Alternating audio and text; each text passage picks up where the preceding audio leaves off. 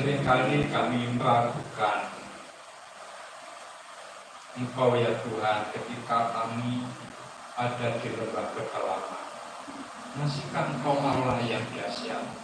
Masihkah mujizat-Mu itu nyata dalam hidup kami? Ampuni kami. Seringkali Tuhan mengizinkan kami ada di masa-masa yang sulit. Dan seringkali itu juga kami mulai mempertanyakan, Tuhan, kenapa ini kami alami? Masihkah Engkau sanggup menolong kami? Terima kasih. Sore ini Tuhan berikan kepada kami kesempatan untuk kami beribadah bersama-sama di tempat ini. Menaikkan ucapan syukur kami dan untuk menerima didikan firman-Mu. Tuntun setiap kami supaya kami boleh memahami apa yang Tuhan ajar kepada setiap kami. Di dalam nama Tuhan Yesus, Juru Selamat dan Sahabat kami yang setia. Amin. Selamat sore, selamat petang. Baca Alkitab kita, kitab Keluaran pasal 14. Kita bacanya bergantian. Kitab Keluaran pasal 14 ayat 15 sampai 20.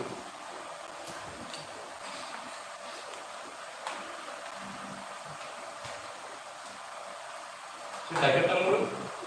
Baca bergantian, saya duluan. Ayat 15.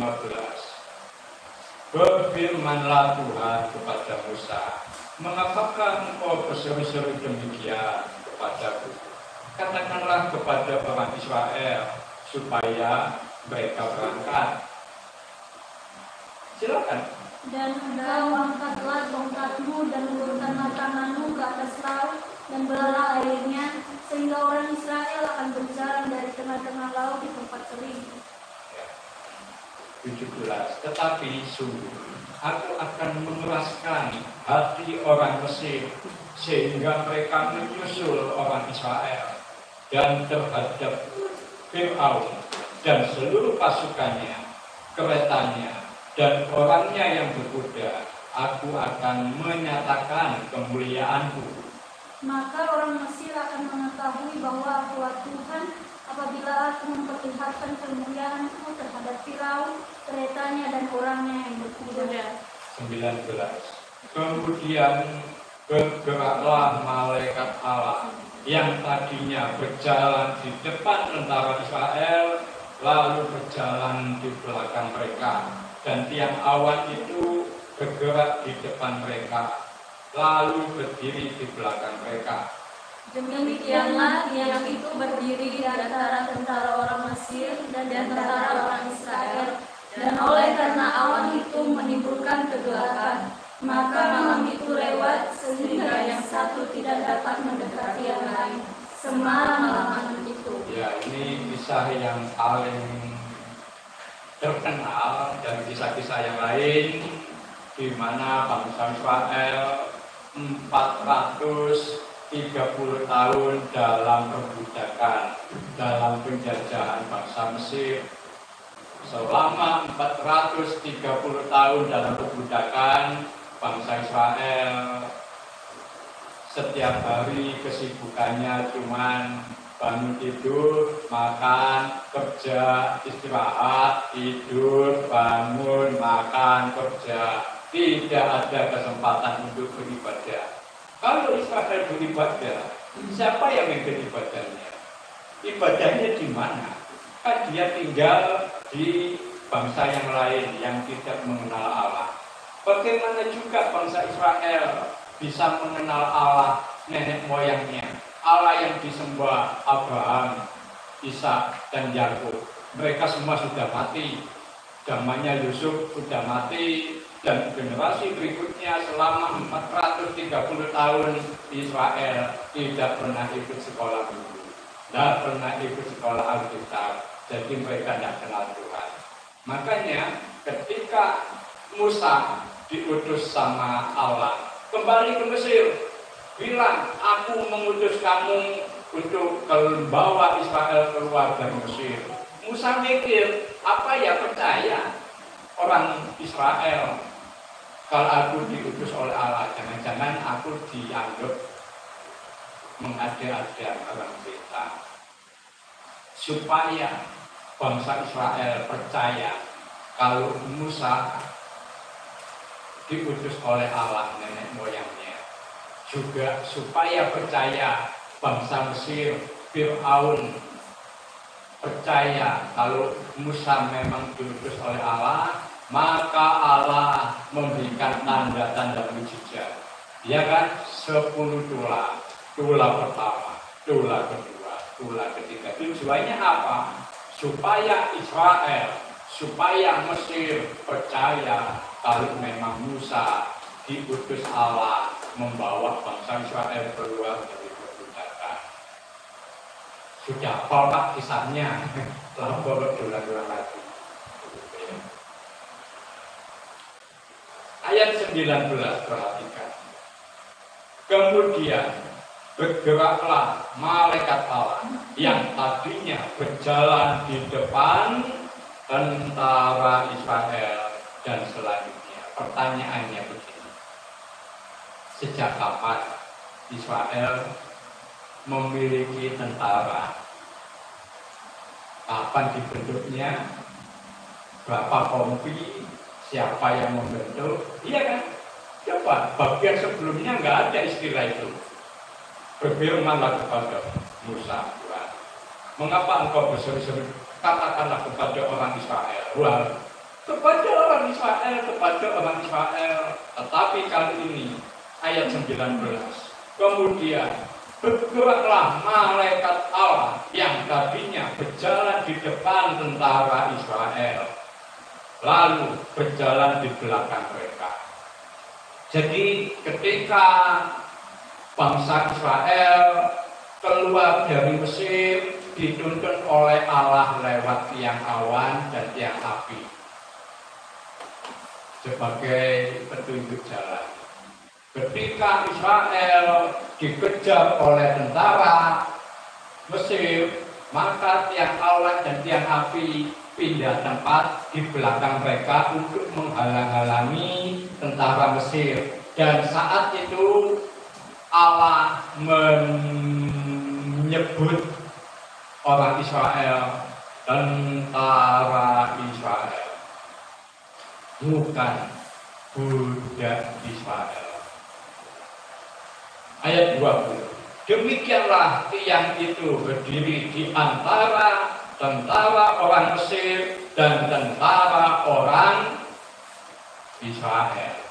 Jadi ketika Israel keluar dari perbudakan, Allah menjadikan mereka sebagai tentara di dalam pandangan Allah, bukan jemaat yang manja, bukan mantan budak, tetapi Allah menyebut, maka berjalanlah tentara Israel keluar dari perbudakan ke tanah yang dijanjikan oleh Allah. Nah, Bapak Ibu,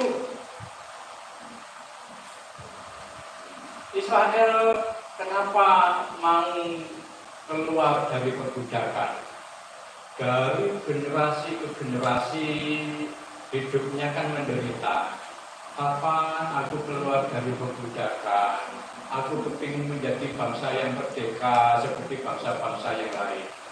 Setelah 430 tahun, Allah menjawab doa mereka. Dipakailah Musa untuk membebaskan bangsa Israel. Bangsa Israel pasti memiliki harapan. Aku kepingin bebas dari perbudakan. Supaya apa? Hidupku lebih enak daripada aku tinggal di Mesir sebagai budak. Setuju kan? Ayo ikut keluar dari Mesir. Siap Musa. Setelah aku melihat 10 tanda-tanda keajaiban, 10 dolar. plus bonus 1, apa itu? Nyebrang laut. Jadi melihat 11 keajaiban. Maka bangsa Israel mau meresponi panggilan Musa untuk keluar dari Mesir. Kenapa? Memiliki satu harapan. Nasibku akan lebih baik daripada aku tinggal di Mesir. Begitu kan? Ada lagu Jawa, mungkin kalian tahu. Lagu ini lagu Sajeke aku derek Mesir, ya kan? Uripku tak berkahi semenjak aku ikut Tuhan, uripku akan diberkati. Nah, kalimat atau lagu ini yang membuat banyak orang berbondong-bondong jadi orang Kristen. Kenapa? Yesus itu penuh keajaiban. Iya, baca aja di kitab Injil. Yesus membangkitkan orang mati, menyembuhkan orang sakit, mengasih makan orang kelaparan. Ayo ikut Yesus. Uripku asa diberkahi. Kan begitu kan? Maka orang Kristen berbondong-bondong ingin jadi orang Kristen, pergi ke gereja, ikut pelayanan, memiliki satu pengharapan persis sama seperti bangsa Israel di dalam perbudakan. Ketika melihat 10 dolar plus bonus 1 nyebrang laut,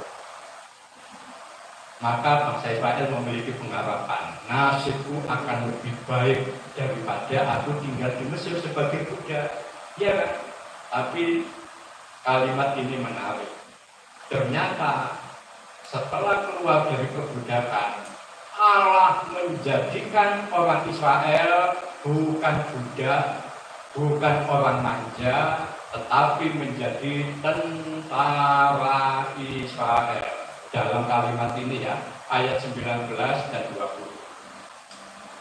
Di rumah saya, di seberang itu ada lapangan gede. Hampir setiap bulan dipakai latihan tentara yang masih pendidikan.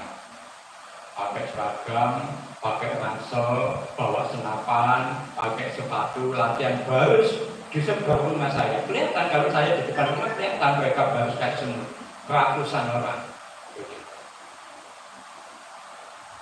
Pasti komandan melatih mereka untuk menderita. Setelah latihan baris, mereka jalan belasan kilo ke desa yang lain, arah Modosari. Jadi mereka kalau harus kayak semut itu proses lewat depan rumah saya, bawa ransel. Bisa enggak ada tentara yang manja? Komandan, ranselnya kok capek sekali ini, berat. Biasanya dulu aku kalau bawa tas terlalu berat, aku minta pembantuku yang bawa notas. Bisa enggak kali ini mereka seperti itu? Tidak bisa. Komandan, aku tak telepon mamaku ya, ranselnya berat sekali. Aku tak telepon pembantu datang ke sini untuk bawakan ransel itu. Tidak bisa. Komandan kemana? Ke desa yang lain. Jalan kaki, iya. Komandan, aku telepon Grab dulu ya. Kan sekarang ada ojek online. Daripada capek jalan belasan kilo, capek komandan. Tidak bisa. Kenapa? Kamu tentara, bukan anak mama yang dimanja-manja. Sekali lagi kita fokus dengan kalimat tentara Allah. Keluaran pasal 16.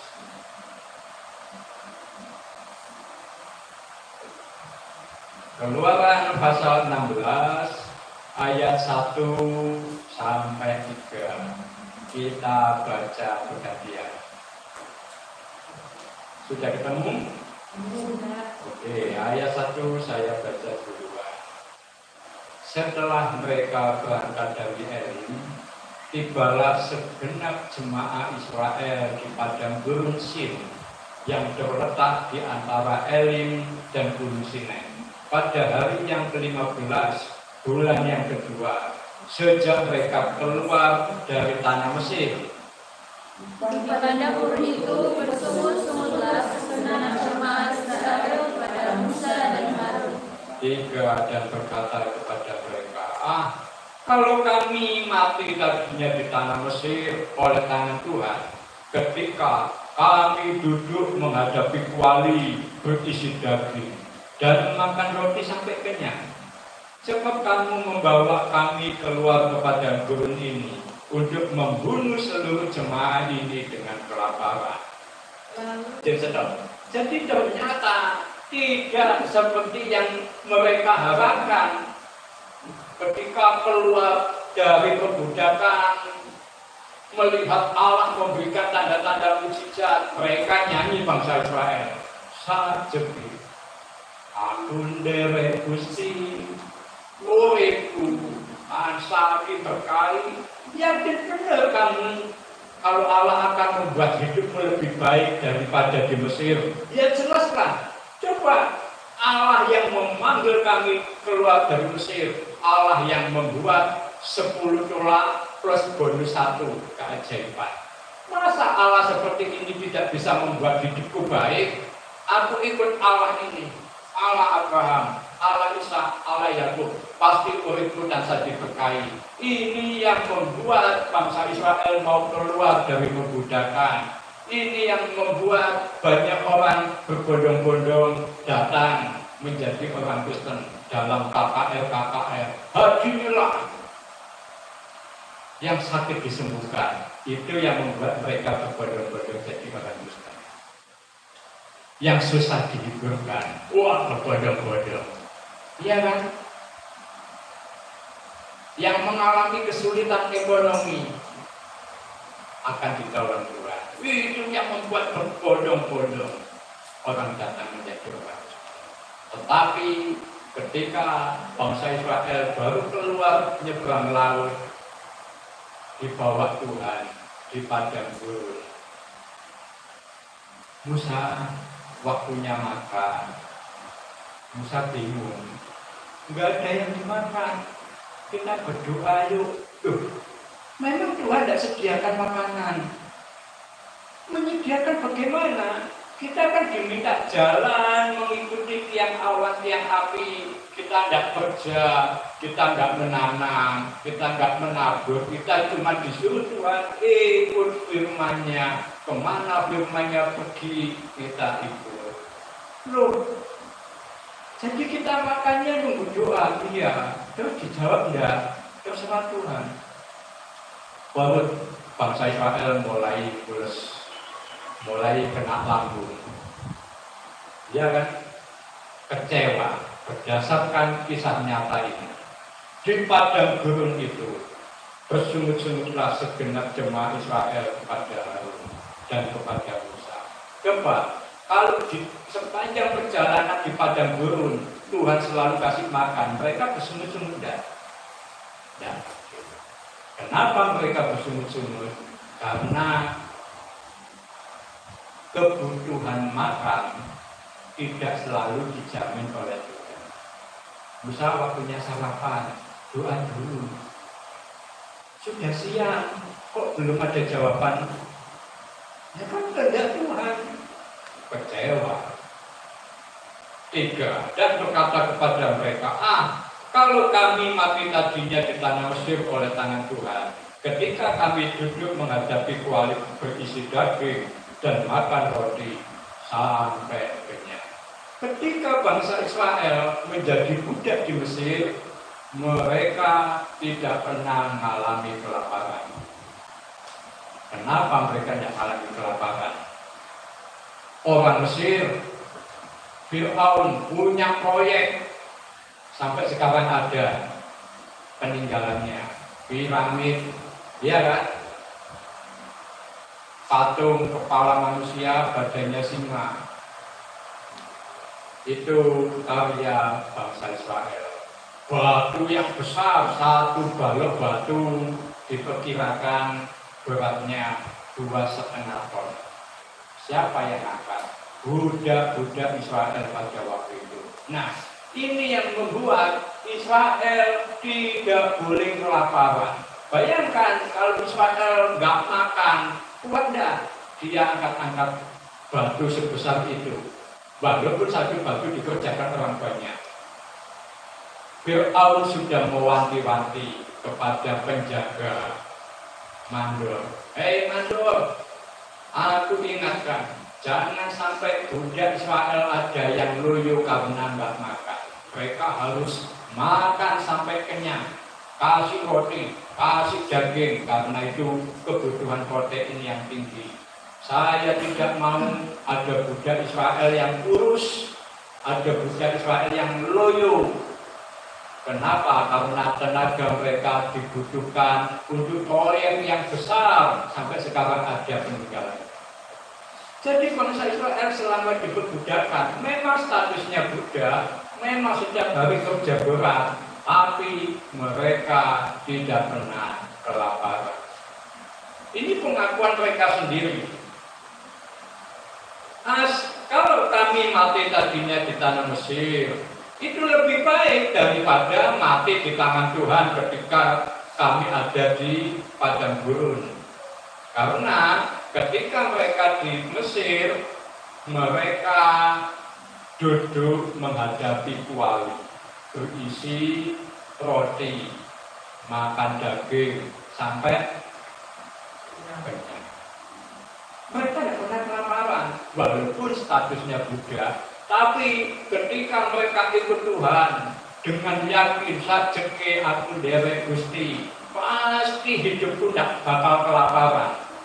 Masa Fir'aun aja nggak membiarkan aku lapar, masa Allah yang sejati, Allah yang hidup, Allah yang mujizat membiarkan aku lapar. Di luar dugaan mereka, ternyata Allah memperlakukan mereka menjadi tentara Israel.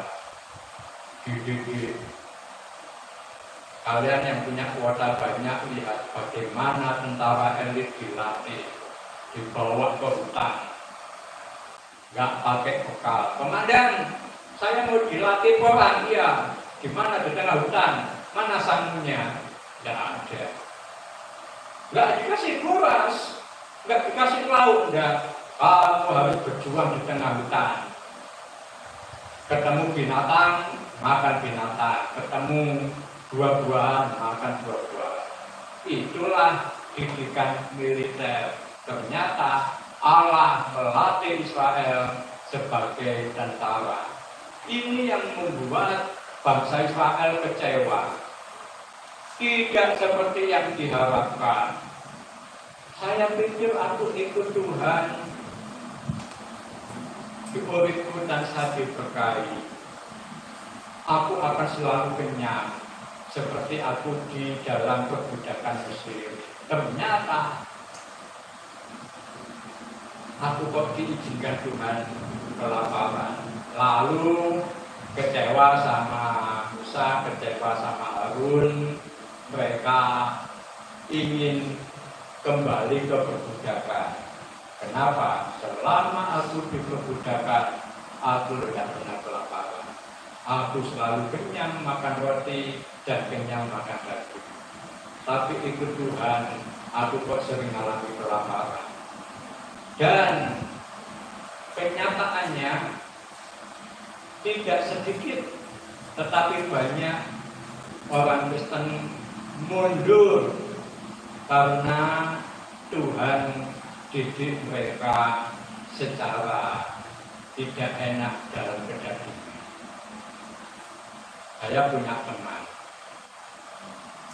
umnya Kristen tapi nggak mau bekerja.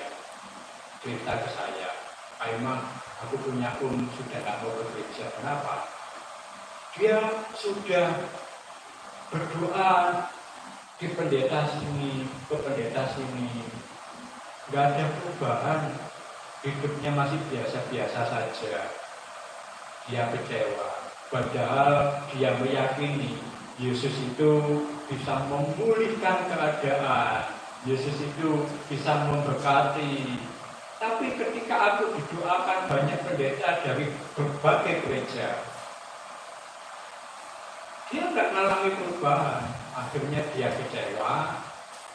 Ya memang dia nggak pindah agama, tapi dia juga tidak mau berdoa, tidak mau ibadah. Kenapa? Karena Tuhan izinkan dia mengalami seperti itu. Bayangkan, kalau Israel dalam perjalanan keluar dari Mesir, perutnya selalu kenyang, murtad dan mereka. Kalau orang Kristen hidupnya diberkati Tuhan dengan melimpah, ada tidak orang Kristen yang murtad? Ya, hanya orang bodoh yang hidupnya diberkati Tuhan secara melimpah, nggak ada masalah sedikit Tuhan selesaikan. Kalau faktanya begitu dan dia murtad, itu sebodoh-bodohnya manusia. Tapi kenyataannya, kenapa banyak orang Kristen murtad? Kenapa orang Israel juga murtad? Karena sengaja Tuhan mendidik mereka dengan keras. Kalau kami mati tadinya di tanah Mesir, kan sama aja. Aku mati di Mesir sama mati di padang gurun. Ya lebih baik aku mati di Mesir. Aku mati dalam keadaan berkenyang. Kenapa? Akhirnya kami ikut Tuhan di padang gurun, kelaparan. Akhirnya aku mati dalam keadaan kelaparan. Ya mungkin mati di Mesir sana dalam keadaan berkenyang, makan roti. Ulangan pasal 8 ayat 2 sampai 6.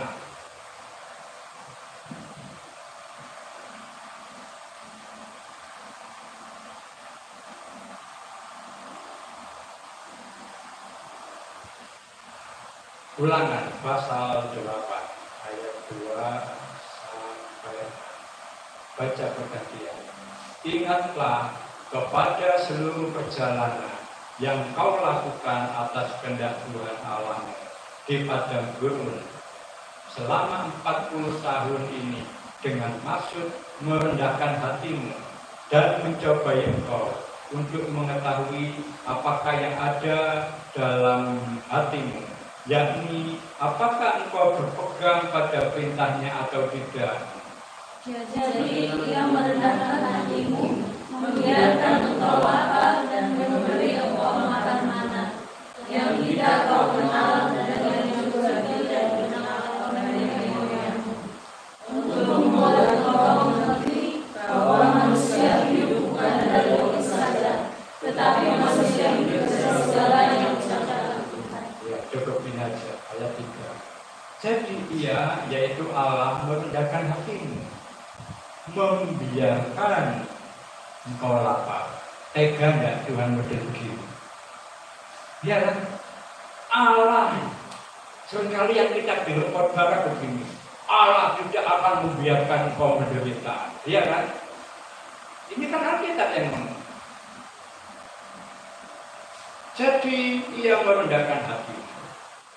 Ia juga membiarkan engkau lapar. Kenapa bangsa Israel lapar?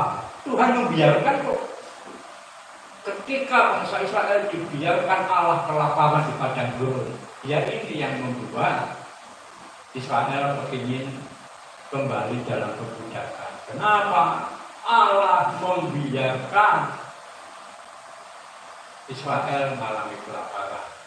Usaha, kenapa kamu bawa ke sini? Daripada aku mati di padang gurun dalam keadaan lapar, mending aku mati di Mesir dalam keadaan perut kenyang. Ayo, enak mana? Fir'aun tidak pernah membiarkan Israel kelaparan. Betul kan?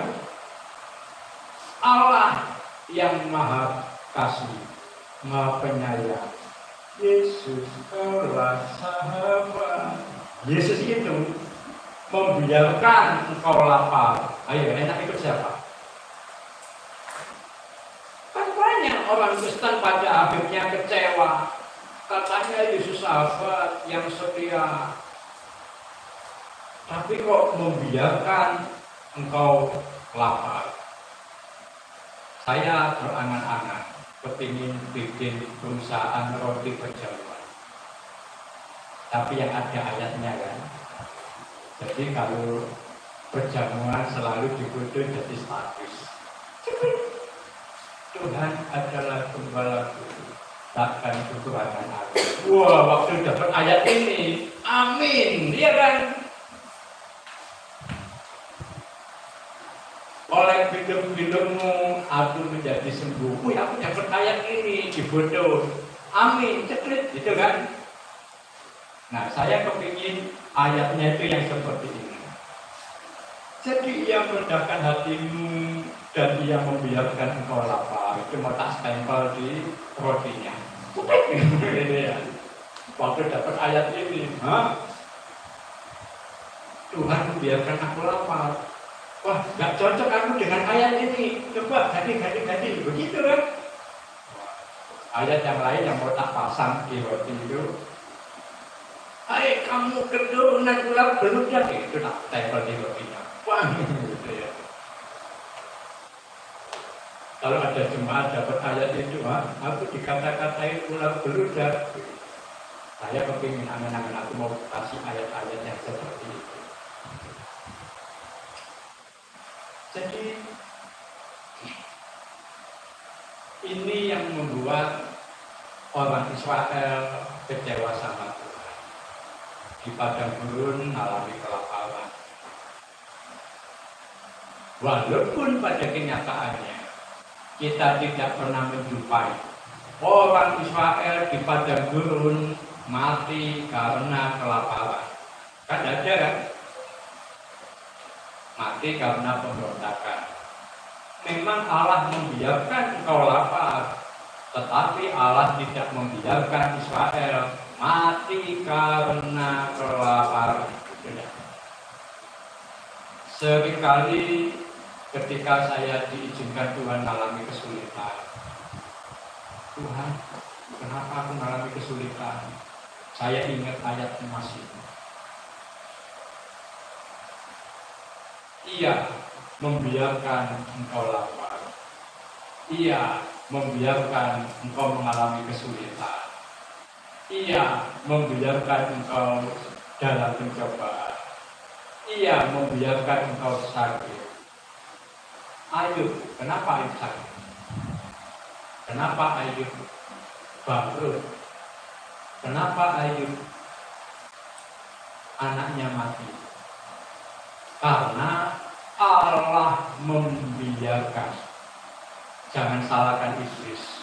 Kalau kita membaca dalam kisah Ayub, Ayub tidak pernah menyalahkan iblis. Hei iblis, setiap kali kita kalau mengalami kesulitan kan begitu kan? Hei iblis yang membawa penyakit, dalam nama Yesus, wah iblisnya tidak gitu. Kalau kita mengalami masalah yang lain, selalu iblis dijadikan kambing hitam, didengking, diusir. Tetapi kita tidak pernah menjumpai Ayub menyalahkan iblis. Tidak pernah. Baca teliti kalau menemukan kasih ke saya ayatnya. Ayub tidak pernah menyalahkan iblis. Justru ada kalimat dalam kitab Ayub. Tanganmu menekan aku, yang ditunjuk adalah tangan Tuhan. Dia sedang fokus berurusan dengan Tuhan. Jadi, kenapa Ayub hartamu habis? Karena Allah membiarkan itu terjadi. Ayub, kenapa anakmu mati? Karena Allah mengizinkan itu terjadi. Kenapa Ayub kok sakit? Kondisi parah, nggak ada obatnya. Karena Allah mengizinkan itu terjadi. Ini yang membuat banyak orang Kristen murtad.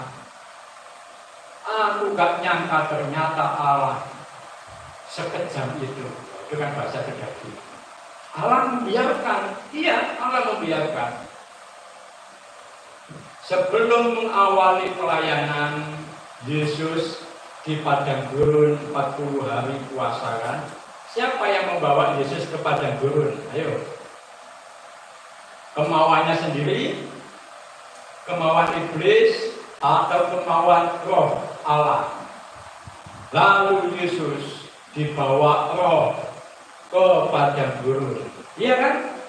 Siapa yang membawa Yesus ke padang gurun? Bukan kemauannya, bukan kemauan iblis, tetapi roh Allah membawa Yesus di padang gurun untuk dicobai. Enak enggak kalau itu kita alami? Beda loh kalau di padang gurun karena Yesus bikin kesalahan. Yesus di padang gurun karena dibawa oleh iblis. Tidak. Yesus di padang gurun dibawa oleh roh untuk puasa 40 hari. Aneh kan? Allah membiarkan Yesus kelaparan 40 hari. Yesus, iblis tidak membiarkan kan? Setelah iblis tahu Yesus puasa 40 hari, iblisnya datang. Yesus, kamu puasa ya 40 hari ya. Kamu lapar kan? Iya, aku lapar. Ini loh. Jadikan batu menjadi roti supaya kamu bisa buka puasa, kamu bisa makan sampai kenyang. Iblis tidak membiarkan Yesus kelaparan. Sama tidak dengan kasus ini?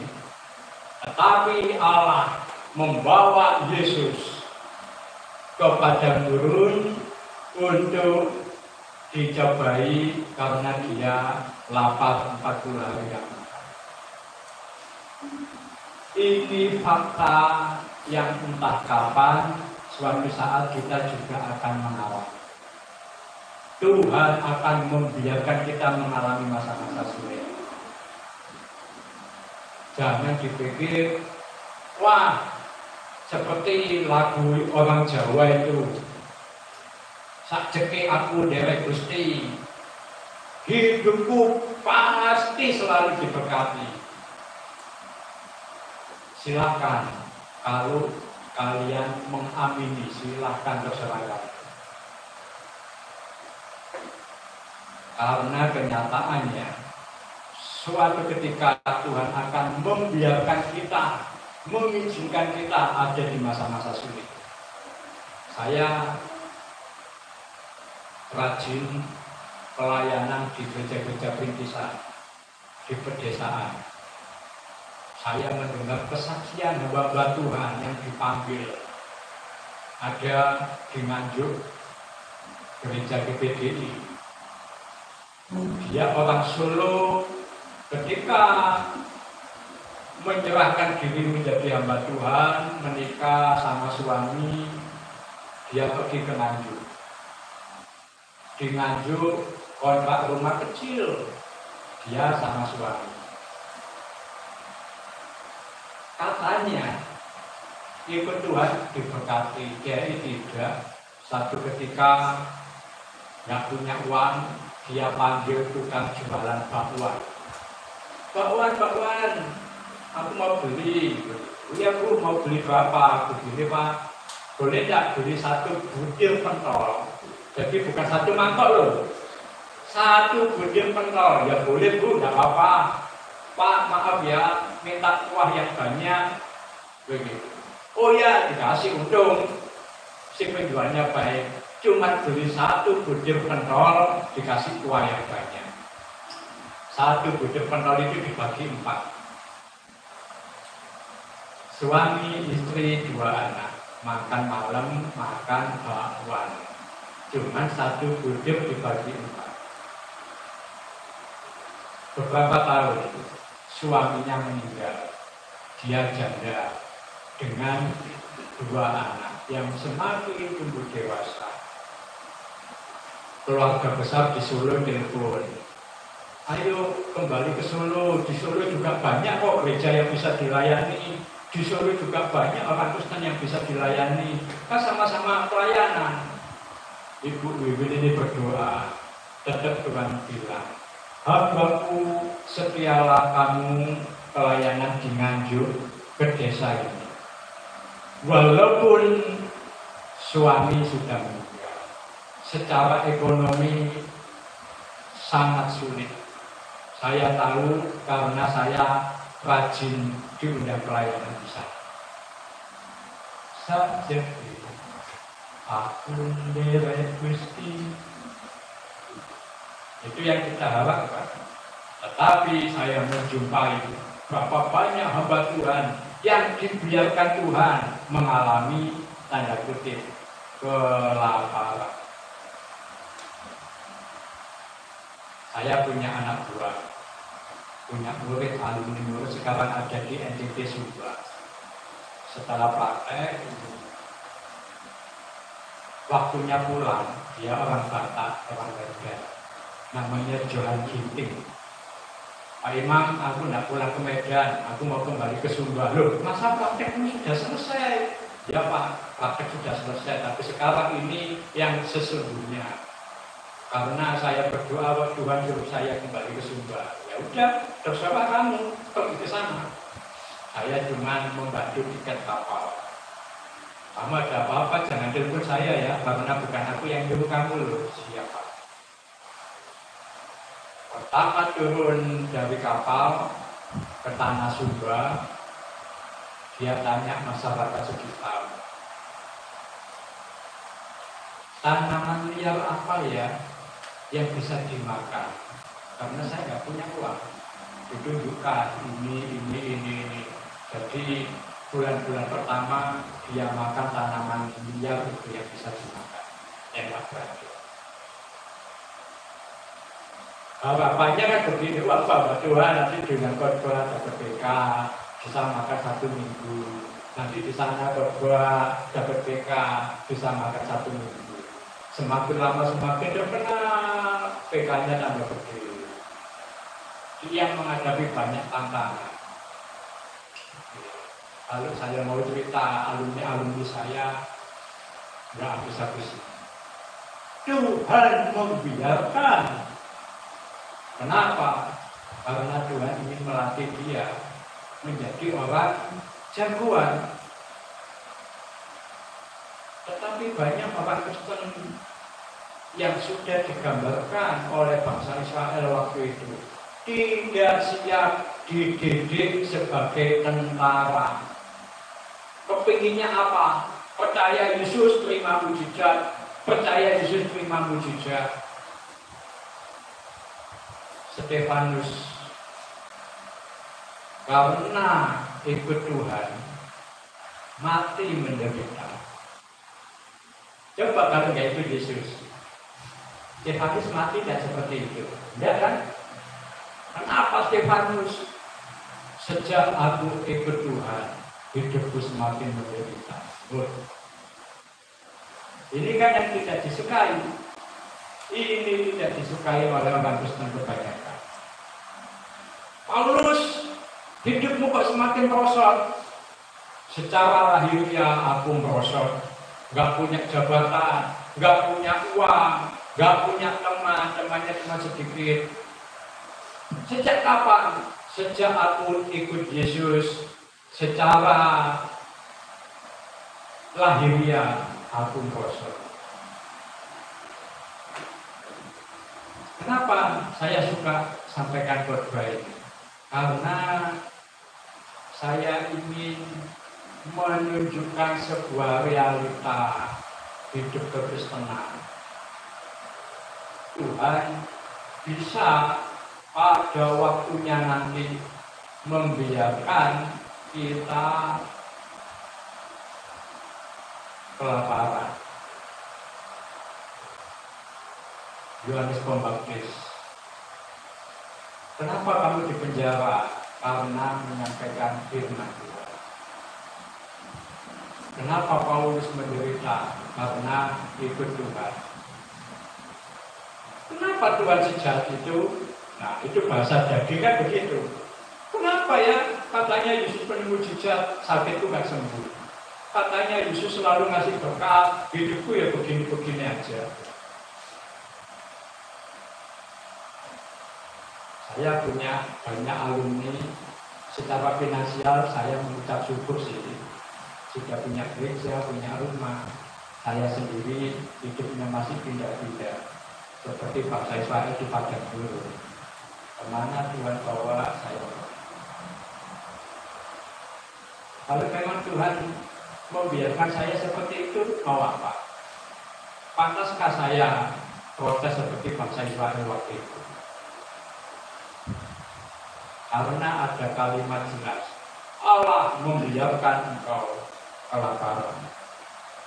Ayat 3, jadi ia melegakan hatimu, ia juga membiarkan engkau lapar. Ini kalimat yang tidak enak, tidak mudah kita berkata amin. Bapak Ibu jemaat yang dikasihi Tuhan, Allah akan memberkati engkau. Ada amin? Amin. Ini ayat juga kalau kita, Bapak Ibu yang dikasihi Tuhan, Allah membiarkan engkau lapar. Ada amin? Ya ada Pak. Iya kan? Padahal ayatnya ada kok. Allah membiarkan engkau lapar. Tidak Pak, saya tidak mau katakan amin. Dan ini salah satu ayat emas dalam hidup saya ketika saya mengalami kesulitan. Tuhan, engkau membiarkan aku lapar, tetapi engkau tidak membiarkan aku mati karena kelaparan. Karena ayatnya tidak ada, bangsa Israel mati karena kelaparan. 2 Timotius pasal 2 ayat 3 dan 4. Pesan Paulus kepada Timotius.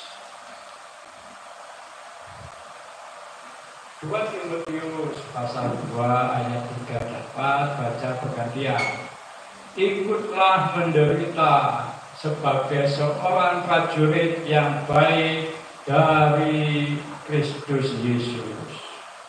Seorang prajurit yang sedang berjuang tidak memusingkan dirinya dengan soal-soal kehidupannya, supaya dengan demikian ia berkenan kepada komandannya. Bagaimana supaya seorang prajurit itu berkenan terhadap komandannya? Kalau dia tidak memusingkan dirinya dengan soal-soal penghidupan, baru prajurit ini membuat kagum komandannya. Tapi apa yang dicari orang Kristen pada umumnya? Tidak kan? Ikutlah menderita. Siapa yang mau? Coba di KKR ya, hadirilah KKR pembicara, pendeta, bla bla bla bla. Sakit disembuhkan, yes aku mau. Iya kan? Susah dihiburkan, mengalami masalah ekonomi dibereskan. Itu kan ajakan. Ayo, ayo. Ada nggak KKR seperti yang dilakukan Paulus? Ibadah kebangunan rohani. Lihat brosurnya, lihat spanduknya. Ikutlah menderita. Laku nggak KKR seperti ini? Nggak bakal laku. Kalau nggak percaya nanti kalau kalian jadi pendeta, bikin KKR spanduknya, ikutlah menderita. Tidak datang. Kalau panggilannya yang sakit disembuhkan, ayo ke sini. Yang susah dihiburkan, masalah ekonomi. Saya sangat aktif di Facebook, sering muncul flyer-flyer itu ya. KKR, pengkodoan, undangannya apa? Yang susah dihiburkan. Mujizat terjadi, kan itu yang diundang. Maka berbondong-bondong pendeta yang suka begini, jemaatnya banyak yang datang. Tetapi kalau khotbahnya seperti Paulus, hadirlah kebaktian kebangunan rohani. dengan tema ikut menderita bersama Yesus. Tidak laku, pasti tidak laku. Kalau nggak percaya, ya tidak. Nanti kalau kalian jadi pendeta, bikin KKR, temanya itu. Ikutlah menderita sebagai seorang prajurit yang baik. Kalau prajurit yang baik tidak memusingkan perkara kehidupan. Jadi di akhir khotbah saya, silahkan kalian memilih. Mau jadi ecek-ecek atau menjadi prajuritnya Tuhan yang siap dilatih dengan keras. Sampai sekarang pelayanan saya masih dipercayakan dengan hal-hal yang rawan. Saya 4 kali dipanggil polsek. Jadi apa saya? Kemarin baru datang satu anak dari Malang Selatan.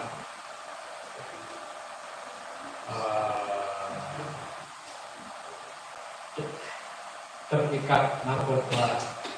Dititipkan saya, Pak, minta tolong ya, anak saya ini kena pengaruh teman-temannya ikut-ikutan narkoba. Bolak-balik ketangkep.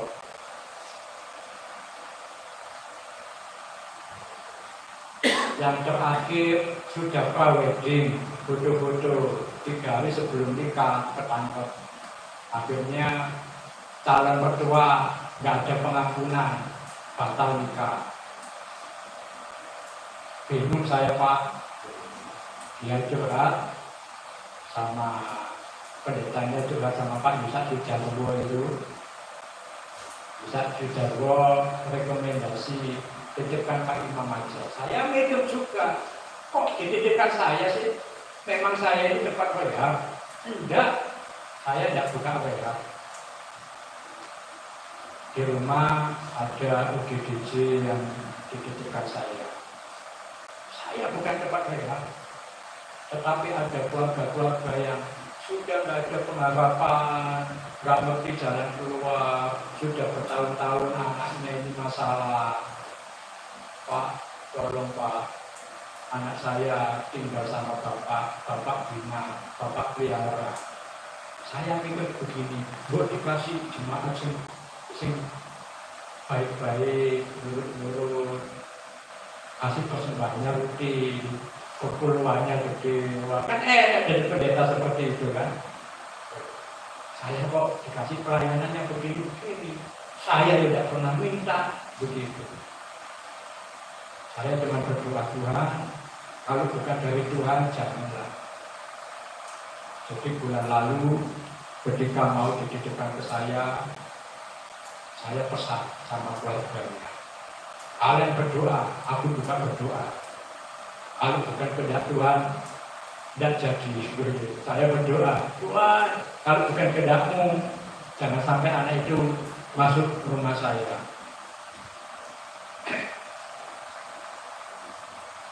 Akhir bulan kemarin urusan sinode saya akan di Danau Toba.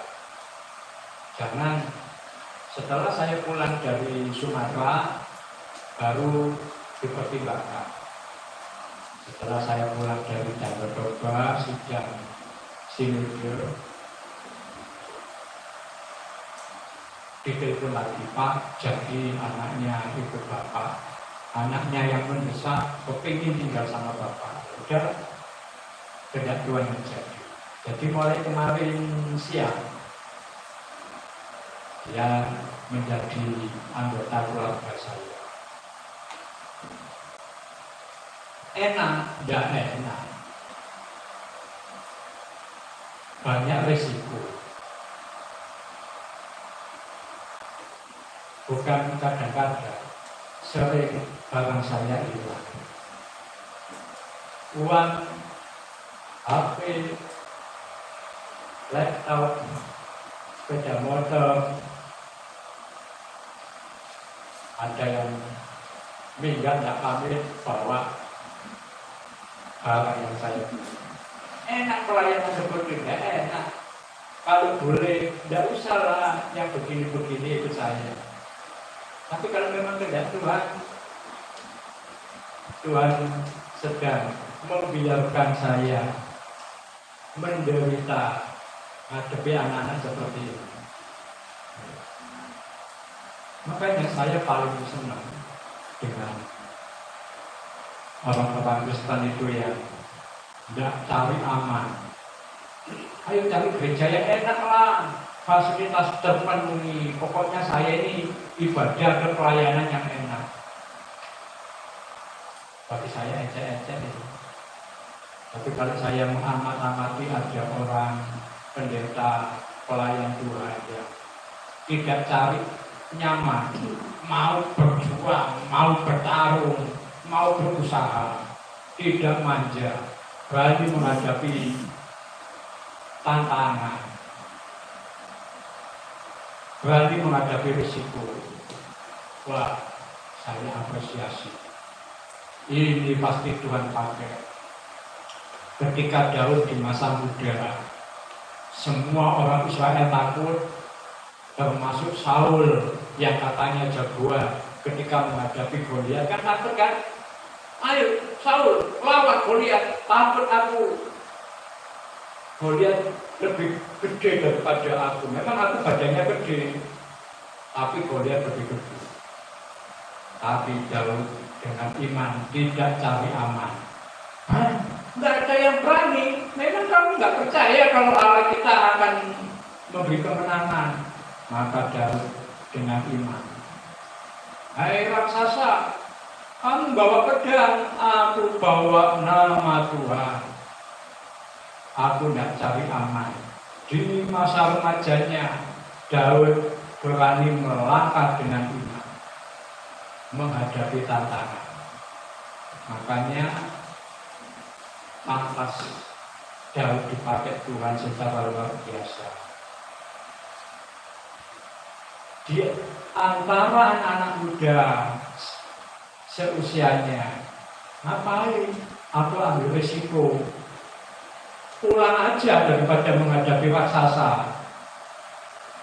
Mainan, ya kan? Mumpung kuota masih banyak, main game atau main apa? Ngapain harus mempertaruhkan nyawa? Itu kan bukan bagianku, itu kan bagiannya orang-orang dewasa yang menjadi tentara itu kan. Tapi Daud ya, memang aku bukan tentara, aku masih remaja, tetapi aku berani ambil risiko. Aku tidak mau umat Allah dipermalukan oleh bangsa kafir. Saya ingin nama Allah dikenal, nama Allah dipermuliakan lewat pertarungan ini. Kalau aku menang, maka nama Tuhan yang dipermuliakan. Orang yang model begini dipakai Tuhan. Kalau orang yang tidak mau ambil risiko, tidak mau menderita, kok di sini tidak enak, pindah sana. Di sana tidak enak, pindah sana. Di sana tidak enak, pindah sana. Itu penyakit orang. Kenapa? Karena dia hanya meyakini, aku ikut Tuhan, hidupku pasti enak. Itu imannya dia. Kalau saya bukan begitu. Aku ikut Tuhan, aku siap dididik Tuhan. Aku siap jadi pasukannya Tuhan. Aku siap menderita untuk Tuhan. Itu yang dicari Tuhan hari-hari ini. Yang dicari Tuhan adalah aku mau menderita untuk Tuhan. Kita berdoa. Terima kasih untuk didikan firman-Mu malam ini. Tuhan, Engkau mencari anak-anak muda yang mau menderita untuk Tuhan. latih kami, didiklah kami. Mungkin selama ini kami memiliki pemahaman, apabila kami ikut Tuhan, maka hidup kami akan nyaman, hidup kami akan aman, tanpa kesulitan-kesulitan yang akan kami hadapi. Lewat didikan firman-Mu, kami ingin mengambil keputusan. Pakai kami ya Tuhan sebagai tentara-Mu, sebagai prajurit-Mu yang menyenangkan Engkau, yang tidak memusingkan tentang hal-hal lahiriah kami, tetapi kami siap berkorban supaya kami boleh dipakai Tuhan menjadi alat-Mu demi kemuliaan nama.